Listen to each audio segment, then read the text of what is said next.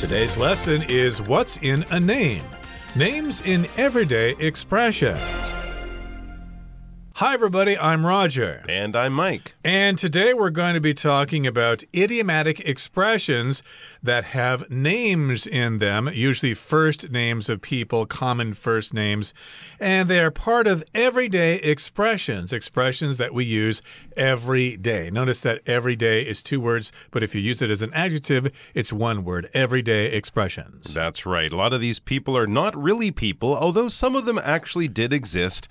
Many of them are just terms that have been made up. We've taken some fairly common names and given them a certain meaning. I would bet that a number of you out there have heard at least a few of these. They are so common to hear them in everyday conversation, maybe in movies, even in writing. So let's turn our attention to some of these very interesting idiomatic expressions that use a person's name. What's in a name? Names in everyday expressions. Do you know who Jack Frost is? If you don't worry, because the term Jack Frost doesn't refer to a real person.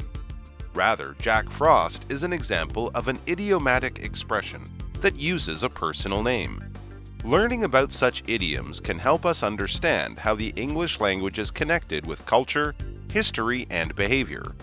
So, if you're curious about Jack Frost and similar phrases, read on to learn more.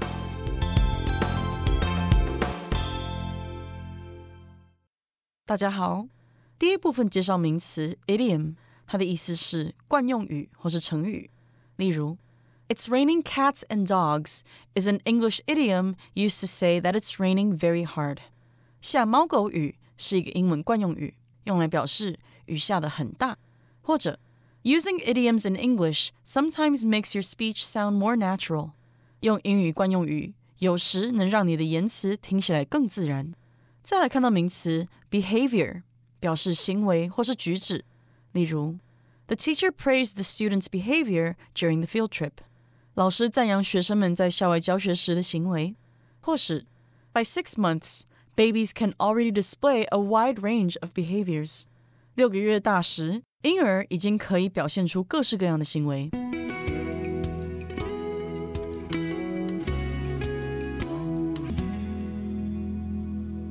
Okay, it's time for us to talk about the first part of our lesson. Yeah, what's in a name?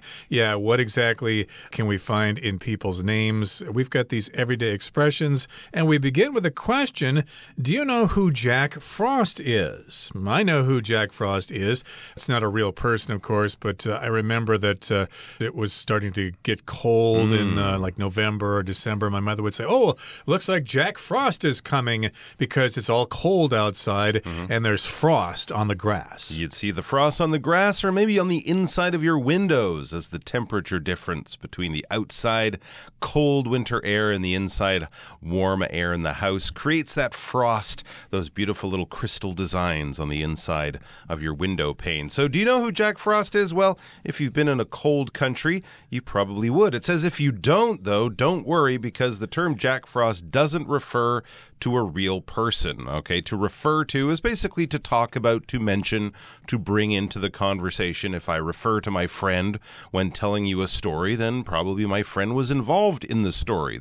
They're in the plot there, so that's why I'm talking about them or referring to them. So in this case, Jack Frost doesn't refer to a real person. I would bet good money there is actually a person in the world walking around named Jack Frost, right? From the Frost family. His dad was Robert Frost, possibly even. But of course, this is not that person. We're not talking about a real Jack Frost. Rather, it says that rather than a real person, Jack Frost is an example of an idiomatic expression that uses a personal name. So that's what we're talking about. The expression using Jack Frost. So rather than being a real person, instead of being a real person, it is actually an idiomatic expression. And we go on to learn about some of these idioms and why they're useful.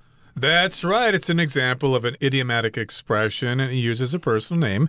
And learning about such idioms can help us understand how the English language is connected with culture, history, and behavior. So obviously these names have to come from somewhere. So if you understand these idiomatic expressions, you might have a little bit of a history lesson or a cultural lesson as to where these names come from. They do have to do with culture, history, and behavior. Behavior, of course, is how you act. Of course, if you're a good boy or a good girl, you have good behavior. And if you're a bad boy or a bad girl, you have bad behavior. You are naughty. There you go. So if you're curious about Jack Frost and similar phrases, read on to learn more. Yes, a lot of these phrases have very interesting origins. We are going to find out all about them and how they're connected with culture, history, and behavior. Let's start with Jack Frost in the next part of our article. Jack Frost. This expression is believed to come from European folktales.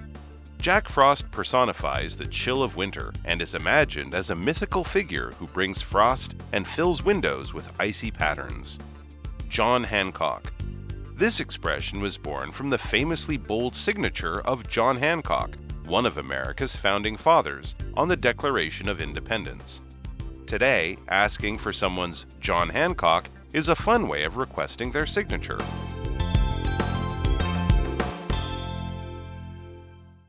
第二部分看到名词 signature， 它的意思是签名、署名，也可以是人或物的识别标志。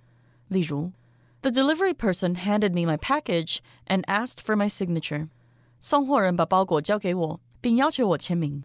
也可以说 The chef's signature dish featured a unique mix of local spices. 这位主厨的招牌菜特色是当地香料的独特融合。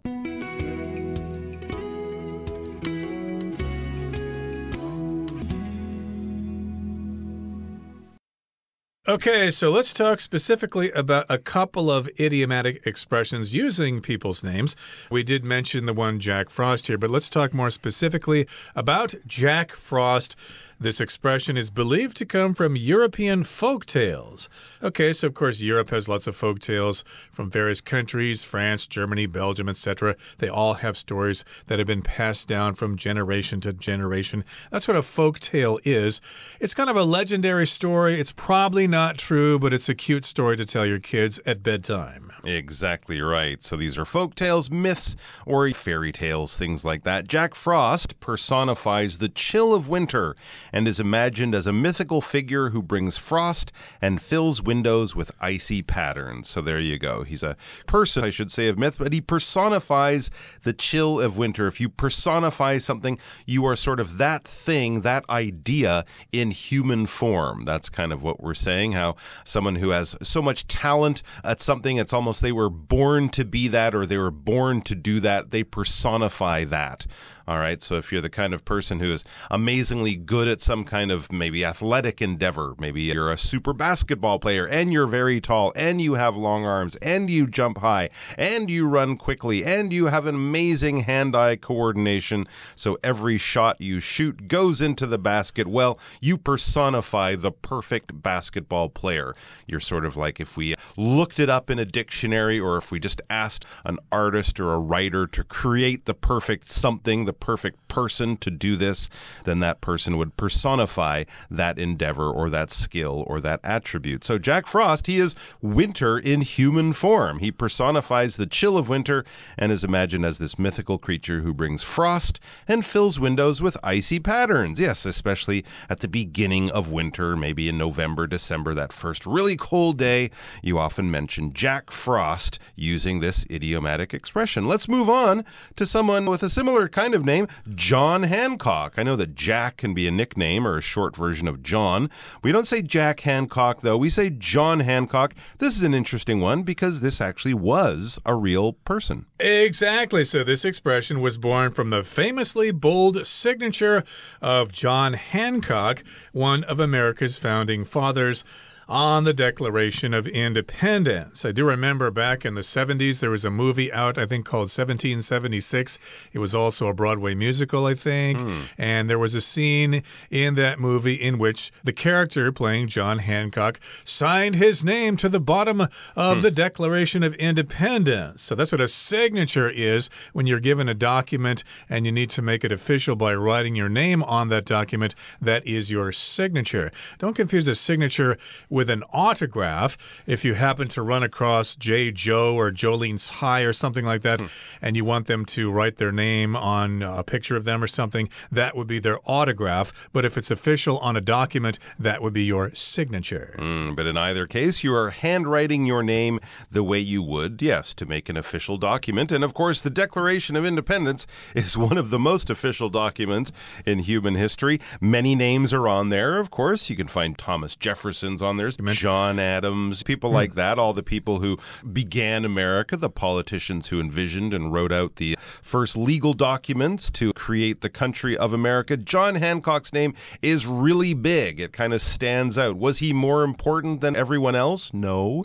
He just signed this document with a very large or bold signature, as they say here. But he does deserve a place in history apart from having just a really big signature, since he is one of the founding fathers of the United States of America. And that's the name that we use for this group of leaders of the community, the colonies as they were under the British Empire at that time, who decided to make their own country. So they founded, they started, they began, they established something.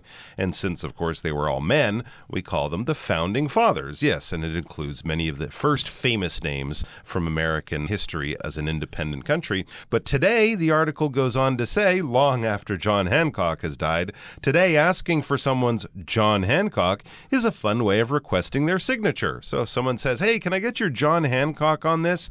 They just want you to sign your name on it. You don't have to sign John Hancock. Definitely don't. And you also don't have to make your signature extra big like his was. You just have to sign the document that they're asking for to put on your John Hancock. All right, let's move on to another famous person. Well, not famous for maybe doing great things like John Hancock possibly, but still well known, Peeping Tom.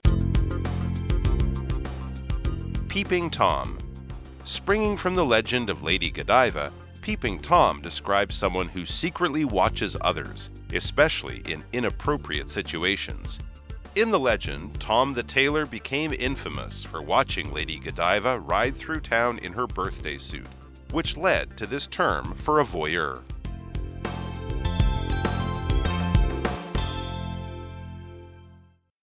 第三部分介绍动词 peep， 表示窥视、偷看。课文中 peeping 为现在分词，做形容词用，表示偷窥的。我们可以说 The strange man's peeping behavior made everyone uncomfortable. 那个奇怪男人的偷窥行为让每个人都感到不舒服。又或者说 Shelley caught her neighbor's peeping eyes through the window. Shelley 从窗户看到邻居偷窥的眼神。接着看到名词 legend， 它的意思是传说、传奇故事或是传奇人物。例如 Different cultures have various legends about how the world was created.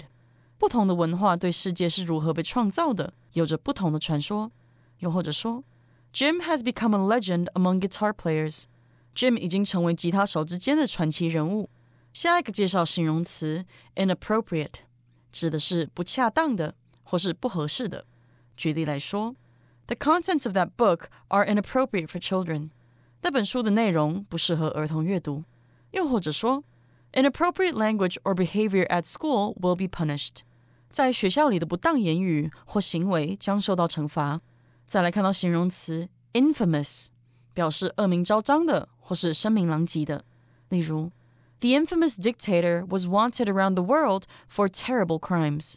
那位恶名昭彰的独裁者因犯下恶行遭全球通缉。也可以说 The soccer player was infamous for cheating during matches. 这名足球员因为比赛时打假球而声名狼藉。最后看到名词 voyeur， 表示偷窥者或是窥淫癖者。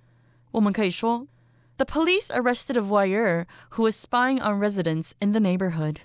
警方逮捕了一个在偷窥社区居民的人。也可以说 The residents installed security cameras to deter voyeurs. 住户安装了监控摄影机来吓阻偷窥者。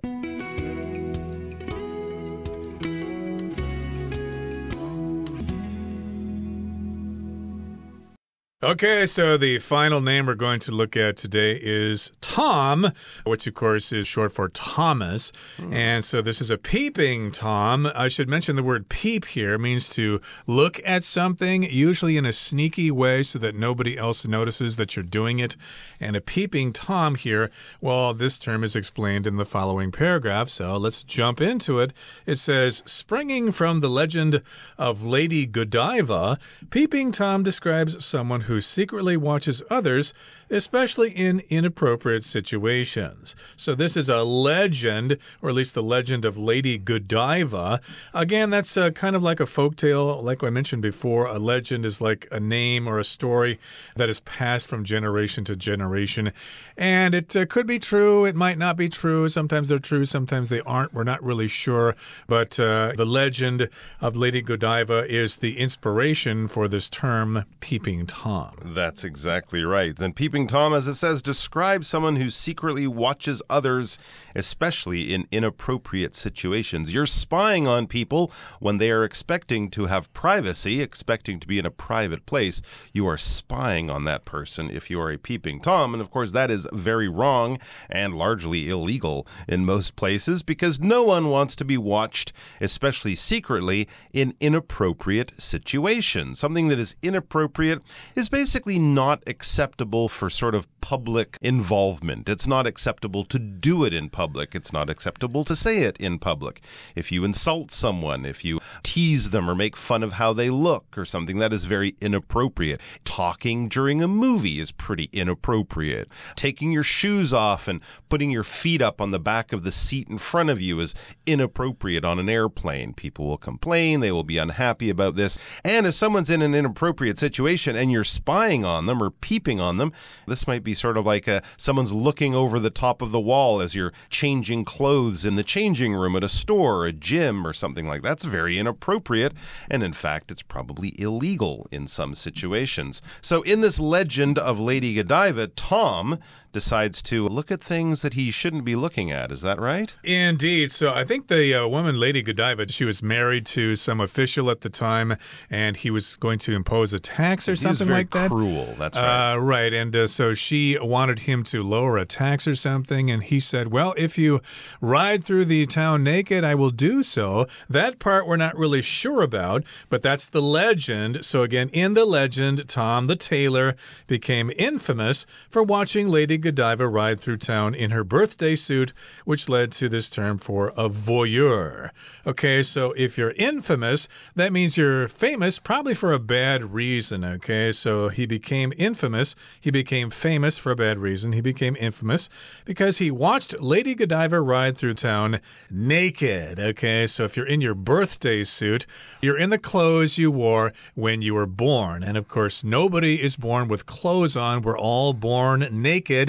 Buck naked, bare naked, nude, whatever you want to call it. We come out of our mother in a naked form. So that's our birthday suit. And if you're in your birthday suit, you are nude, you are naked, you are bare naked. Exactly right. Of course, when Lady Godiva made her protest ride in her birthday suit naked through the town, I think most of the villagers knew she was doing this to protest her husband's evil laws and stuff, and they respected her. The people of the town respected her so much, they promised that they wouldn't watch. They wouldn't look out their windows. So everyone had closed their curtains and promised not to spy on her as she did this. But of course, Tom the tailor, he couldn't help himself. Lady Godiva was famous for her beauty, so he had to kind of open the curtains a little bit or look around the edge of the door or whatever, wherever he was hiding inside to get a look at Lady Godiva. And that, of course, led to this term, peeping Tom, being used for a voyeur. And a voyeur is someone someone who likes to watch others doing things, often sexual kind of way. But you could also say that modern social media has made a lot of us voyeurs, not watching people do sexual things, but watching people in their private moments, watching people go through difficult personal crises. If you watch reality television show, those types of programs with real people and real emotions and stuff. I mean, it's very compelling, and that's why people watch it, but it kind of turns you into a voyeur. You feel a little bit dirty, a little bit like, oh, I don't know if I should be watching this. Oh, but it's so entertaining.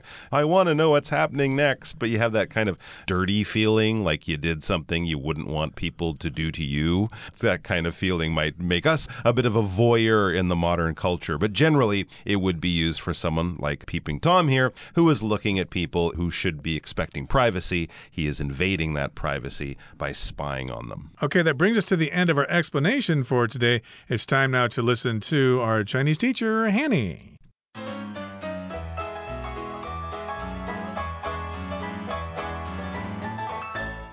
各位同学大家好，我是 Hanny。 我们来看今天的文法重点。课文第二部分首先介绍了 Jack Frost 这个用语。他写到说 This expression is believed to come from European folk tales. 这个说法被认为来自欧洲民间故事。那我们来介绍这个句型是主词 be thought to 或是 be believed to 再加原形动词。那这样的句型是用被动语态来表示公认或普遍的事实，表达一般认为怎么样怎么样，据信怎么样怎么样。例如 The castle is believed to be over 800 years old. 一般认为那座城堡有超过800年的历史。特别注意，当这个句型当中的不定词 to be 所描述的动作事情，它的时间如果发生的比主要子句还早，那不定词 to be 要改成不定词完成式 to have 加上 pp。举例来说 The castle is believed to have been built in the 12th century. 一般认为那座城堡建于12世纪。那城堡被建造是发生在过去，比人们认为的这个动作更早发生，所以我们用到 to have been built 而不是 to be built。 补充一下哦， people think 或者是 people believe 加上 that 子句，或者是 it is thought, it is believed 加上 that 子句，这些句型也可以去表达一般认为怎么样，据信怎么样。如果我们现在用这两个句型来表达一般认为那座城堡有超过800年的历史，这时候会写作 people believe 或者是 it is believed that the castle is over 800 years old。 可是如果我们要表达说一般认为那座城堡建于12世纪，则会写作 people believe 或是 it is believed that the castle was built in the 12th century。 所以要注意 that 子句我们用到了过去式动词 was， 用 was built 来描述说被建造是发生在过去。好，那么课文第三部分有介绍了这个 Peeping Tom 这个用语。那最后一句他写到说，在传说中，裁缝师 Tom 因为观看 Godiva 夫人裸体骑马穿越城镇而恶名昭彰，这导致了偷窥者这个词的出现。那文中他用 lead to 来表示导致。我们来整理一下 lead to 的相关用法。 lead to 表示造成导致，后面可以接名词或动名词，那意思就会跟 give rise to, result in, bring about, cause 等等它们意思差不多。像 poor eating habits may lead to obesity， 不良的饮食习惯可能会导致肥胖。好，那另外有两个句型，一个是 lead somebody to 加原形动词，可以表达使得让某人做某事。那 lead to somebody 动词 ing 也可以表达使某人做某事，导致引发某人做某事。那我们来看一个例句。Her passion for helping people in need led her to become a social worker. 也可以说 led to her becoming a social worker. 她那份想帮助有需要的人的热忱使她成为了一位社工。好，那么以上今天重点整理，我们回顾今天单字吧。Refer. In her speech, Sonia briefly referred to the company's recent achievements. Idiom. The idiom spill the beans means to reveal a secret. Behavior. Good behavior in class is expected from all students. Signature. Mr. Copeland added his signature at the bottom of the contract. Peep. The child peeped through a hole in the fence to see what was happening in the neighbor's yard. Legend. According to a local legend, there's a treasure hidden in a cave in this forest. Inappropriate. Wearing a t-shirt to a formal dinner would be considered inappropriate by many people.